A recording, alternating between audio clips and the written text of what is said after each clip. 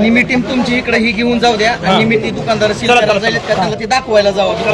दाखवणार ते गाड्या इथंच चौकीत लावू साहेब, पोलीस स्टेशनला तिथं पण दुकान दाखवायला लवकर जावं. आणि जिल्हाधिकारी साहेबांकडे गाड्या घेऊन आलो आणि यांच्याकडे आम्ही न्याय मागत आहे कृषी अधिकारी साहेबांकडे आणि जिल्हाधिकारी साहेब त्यांनी आम्हाला आता योग्य त्यांच्यावर योग्य ती कार्यवाही करू आणि कंपनी सील करू असं आम्हाला आश्वासन द्या. त्यामुळे आम्ही ते आता कृषी अधिकाऱ्याला घेऊन आंदोलन आणि व्हर्टेला जात आहे. कुठं हा खत जात होता कृषी अधिकारी याच्यावर काय परिणाम होत असेल, शेतावर काय परिणाम होत असेल माझी किंवा कोणती कारवाई दुकानदार म्हणतात तुम्हाला जे करायचं ते करा, असे ले गेले आले आम्ही यांना गुमानत नाही, अशावर आमच्यावर धमकी येतात त्यांच्या.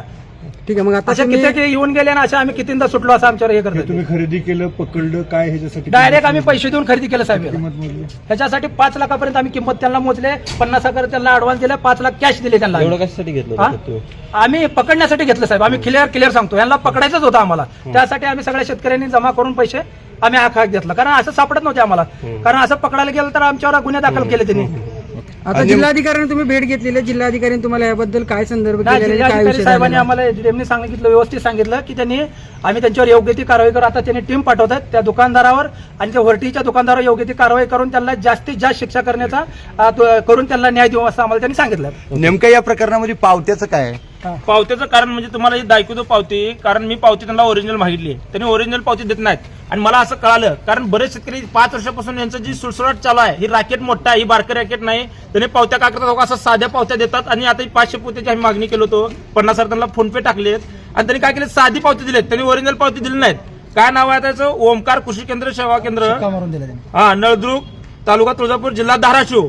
कारण ही नळदुर्गा बी आहे त्याची शाखा आणि अंदुरा बी आहे. माझं म्हणणं एकच आहे, आता ही जी खात आहे ह्याचा सॅम्पल काढायची दुकुल गरज नाही, डायरेक्ट त्याच्यावर फौजदारी झाली पाहिजे, त्या दुकानाला सील पडलं पाहिजे, त्या कंपनीवाल्यावर दुकुल फौजदारी झाली पाहिजे, त्याच्यावर दुकुल सील पडलं पाहिजे.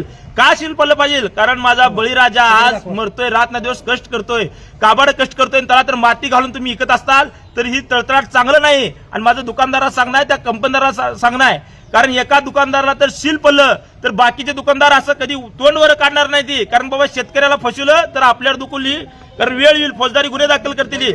त्याच्यामुळे माझं कळकळीची विनंती आहे तुम्हाला सर्वांना सांगणार, कलेक्टर साहेबांनी आम्हाला आता म्हणले त्याच्यावर आपण योग्य डायरेक्ट फौजदारी गुन्हे दाखल करू, कारण सॅम्पल काढायची आता गरजच नाही. कारण आता इथे मर्डर झाले, थोडक्यात सांगायचं म्हणजे तुम्हाला मर्डर झाले, माणूस जिवंत का मेले ती विचारायची गरज नाही, म्हणजे खात डुप्लिकेट आहे, माती आहे याच्यामध्ये. त्याच्यामुळे तात्काळ आपल्याला ओमकारजी कृषी केंद्र जे आहे आपला अंदूर, त्याच्यावर दुकुल फौजदारी गुन्हा दाखल करून त्या दुकानाला सील मारलं पाहिजे, ती कंपनी हुडकून काढली पाहिजे कुठे ती, आणि त्या कंपनीला दुकुल सील मारलं पाहिजे. एवढंच सांगतो, माझ्या शेतकऱ्याला न्याय मिळावा, एवढंच सांगतो. जय जवान जय किसान. नेमकं कुठलं खत आहे, कुठून आणलेलं आहे, तुम्ही कोण आहात? 20-20-00-18-10 आणि 10-10-10-20-20 ह्या 3 एकाच मालकाच्या कंपन्या आहेत.